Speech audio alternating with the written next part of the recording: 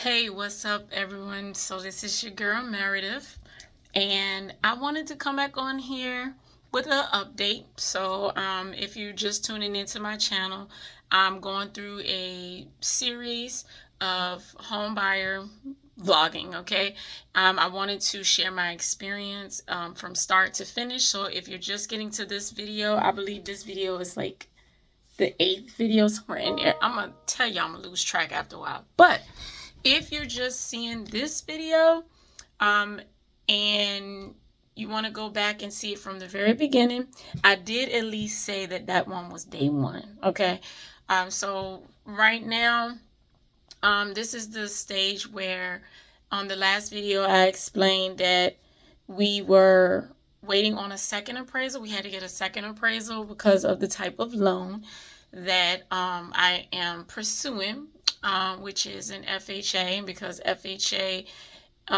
requires two loans based on the guideline. Two appraisals based on the guideline of what is it? There's a flip guide. So basically, the person that's selling the home bought it at a really, really low rate, and is their asking price was at least 100% over what the asking price is 100% over what the house actually costs. So when those instances happen, you have to get a second appraisal. One is paid for by the buyer, one is paid for by the seller. So we've already done ours, and that appraisal came back at $265. We're currently waiting on the second appraisal, which due to my loan officer passing away in the middle of all of this. Literally just passed away on Mother's Day. So it's now been, I think it's been about 2 weeks since he passed away, as you're watching this video. So the process slowed down because he was so hands-on, and then there was another person that left the company, so there were just a lot of files, I guess, that were left hanging. And so I love my realtor because she's very diligent, and I'm also the type of person, I'm very hands-on with all of these transactions because I'm also learning through the process, and I'm just trying to make sure that I stay up on task. I don't want to be, oh, I'll get it to you in about 2 days or 3 days. Everything is still on a timeline. We're hoping that the closing date is supposed to be June 15th. But of course, in the contracts, if you read your contract on your loan, your purchase agreement, you're gonna note that it says closing date is this particular date or within a reasonable time frame. And that reasonable time frame, obviously has variables that come with it. So we're just waiting on the second appraisal to finish out the results, and then I guess the seller is going to be reviewing it, and then him and his agent is going to be doing a comparison to the first one, and then based on whatever the results are with that, the seller has the option to either back out and say, you know what, I don't want to do this, or if they say this is what I want for the home, even with the appraisal, they can still say, well, the appraisal comes back at $255, which is $10,000 less than what the first appraisal was. Then they would have to go with the first or the second, whichever one. But I think it's like it only can be a 5% difference. You can't go over that. Otherwise, you go with the lowest of the two. And so if it comes back, lower, and that number and whatever number is low, and the seller's like, you know what, I still want it for XYZ. Well, it's now in our hand to say, you know what, we don't want it because we're not paying more than what the bank is gonna give us, or we'll take it, but we'll have to pay the additional over what the bank will pay.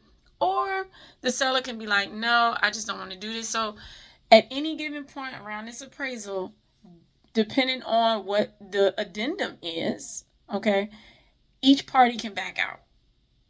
It is what it is. So I like that. I like the way that is set up, to be honest with you, because it doesn't leave any issues down the line. Okay, so just make sure whenever you sign a purchase agreement, that you read and your realtor reads that information in its entirety to your understanding. Do not leave any letters or notes or anything unturned. All right. So the other piece while we're waiting on the appraisal is documents that are going to be requested from us by the loan officer. And so all the way through this, they've been getting my file together to make sure that, I have everything in place. They look for anything that's like an eye catcher that maybe the underwriter will catch, and they will bring it to my attention to either clarify it with a letter stating why this happened, what is this about. They're also going to be looking in your bank statements where not only the money that you regularly get your income coming into, but also what account is the down payment and closing costs sitting in? How long has that money been sitting there? What transactions, do they need to clarify? If they see a certain amount, because what they're trying to avoid is, people getting what they call mattress money, and they can't trace it. And so if you are receiving money from like a relative, a friend, they could be considered as gifts, and that person would have to do a letter stating why they gave it to you, and that it's not something that you have to repay back to them, because if you have to repay back to them, now it has to be added into your debt to income ratio. I didn't even know that, but I do a lot of researching and I'm learning along the way. So now I'm going to share it with you, and I hope you find it helpful. So that's one of the steps with that. The other thing is that they're going to be trying to collect as many documents as they can that the underwriter will most likely look at in the underwriting process. So if you have a loan officer, ask the question, what information, what documents does the underwriter typically look at when you send my file? Okay. You can also go out here and check out some YouTube videos on, the underwriting process, what to look for. There are some great videos that I've looked at. And again, not only did I study before, but I'm studying within, okay? Because all of the stuff, they can get mumble jumbled in your head before.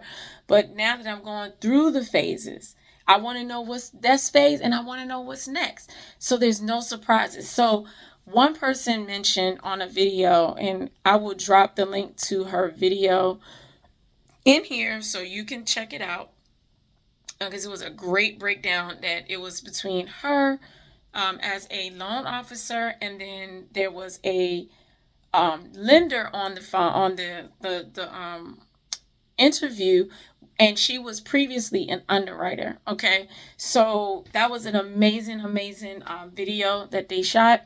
And so what was basically explained is that the process before you go into underwriting, you want to be prepared with 2 of everything. 2 bank statements, 2 months of bank statements, of the most recent bank statements, 2 years of W-2s, 2 years of tax returns, okay? Because what they're also doing is verifying income. They're verifying, no changes in your situation, that what you're presenting to them with the loan officer and your taxes and loan, everything matches up, okay? So there's no outliers. And they'll probably, but just like with any underwriter, I'm pretty sure you're going to get something that comes by. Now, I seem very calm right now, but I have so much anxiety and I don't like rolling it off my tongue. I just know I just know changes when it happens to me. And so I am right now in that middle phase where we're getting all these documents put together. I've sent bank statements, clarified any inquiries or anything that the loan processor asked me for, because then you have a loan officer, who is who you initially contact, then you have a loan processor, which is the person that will now pull all of these documents together after you and your loan officer was like, oh yeah, you got pre-approved. Now the loan processor is going to go through these files that the loan officer sent to them. They have screenshots, or they have the PDF files of your credit report. They have everything you can think of, your bank statements, blah blah blah. So they have all of that, or they are charged to go and get that information from you if the loan officer didn't ask for it in advance.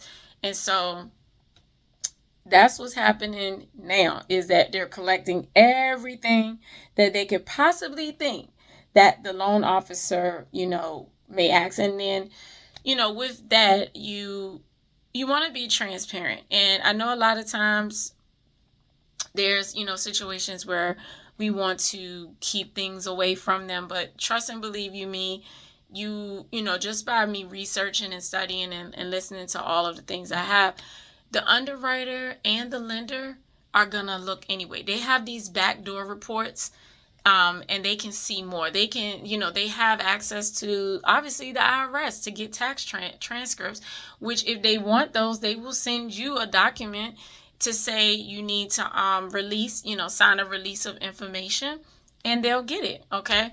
So it's nothing that you need to hide. I know a lot of times we don't want to disclose every little thing, because then we think, oh, I'm not going to be qualified. You really won't know until, you get down to that part, okay? Just because you got pre-approved doesn't mean that you're going to continue through the process or that it's going to be approved.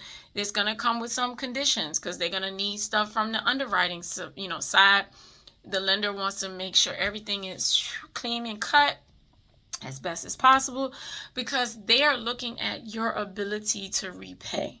They are looking to see if, we're about to give somebody this amount of money. Are they going to have the ability to repay? So, like for me, for example, I was supplementing my income for a few years, actually, when COVID started. So when you're seeing this video, it's now 2023. And when COVID started, I wanted to find ways to supplement my income. I did it a little bit before that. It's nothing as far as like anything that I have, that I make or create or service or anything like that. I use various companies that do drop shipping. I do Amazon delivery, Uber Eats. I do another one called Point Partners or something like that. And I think there's one more there to do. And then I sell products as well through a healthcare company. Crazy thing is that I don't want to use that as far as like reporting that, not reporting it, but I didn't want to use it to be able to qualify for a loan. I wanted to use my regular income. And so, there's going to probably be some variables with this whole scenario, because it did have to get filed on taxes. And so, I don't know how that's going to turn out, but I'll definitely let you know. I know that, I wanted to make some extra, started off fun to make some extra money, and don't think that it's a problem. Okay. You just have to make sure that you share that information with, your loan officer, at any stage during this process. Okay. Before it gets to underwriting, because I've heard that it can get really crazy if your file has already gone through underwriting, because now you're really on a very tight timeline. So you want to make sure that whatever finances or, go ahead and volunteer the information, because then it sets you up. It allows them to see what programs you qualify under the income that they see. They'll determine if the income that you're getting extra, is it going to be something that's going to, go on forever? Is it something that you can sustain? Because, a lot of people get like 2-3 jobs just to be able to make ends meet now before they even get into a home. And so you're racking up, like extra income, and you, of course, you file it on there. But then when the underwriter looks at it, they're like, okay, well, you've been doing it for 2 years, because you can't do it anything under a year, they won't count it. But if you are trying to use that income in order to qualify for a loan, they're going to be like, okay, well, she's already working full time, 40 hours a week, and turning around and going to work part time, which is another, some people work 30 extra hours a week for part time. And so they know that, you're a human. So what they're looking at is how long can you keep up with that? Because if they give you money based on the amount of the income that you're putting on the paper, and they're gonna question that, because they're gonna be like, well, is it something that you need to continue? Are you obligated to it? Is it really making you any money? Sometimes if you do write-offs, I've learned that there's, there could be some issues with that, but we'll see how that goes. Like I said, I've done a couple of different side gigs, nothing full-time. All of that was just some extra money. My salary from my job, I've been there for 6 years now, and so that money is what I put forward to qualify for the loan. So now that I've submitted my tax returns, I'm pretty sure that they're gonna see that there was that the extra income that I make. So now we may have to make some adjustments prior to going into underwriting, and I'm okay with that. Okay, I have to be okay with this. Nothing I can do about it. Just prayerful that it doesn't really change too much, or it doesn't be counted. That would be a great thing, is that they don't count it. And also, it's just a lot of little different variables right now. So I'm just, really nervous. I'm really anxious. This process is crazy. Like, I just know how to keep my composure, because I don't like to freak myself out. I already have, I was diagnosed with PBC, so my, heart kind of runs and jumps however it wants to. But a lot of times stress will kick that up. And so this process has had its moments of stress, moments of tears, moments of, oh my goodness, what's going on? Why is it nobody's calling? Why is nobody talking to me? Why nobody's emailing me? I'm constantly checking my emails.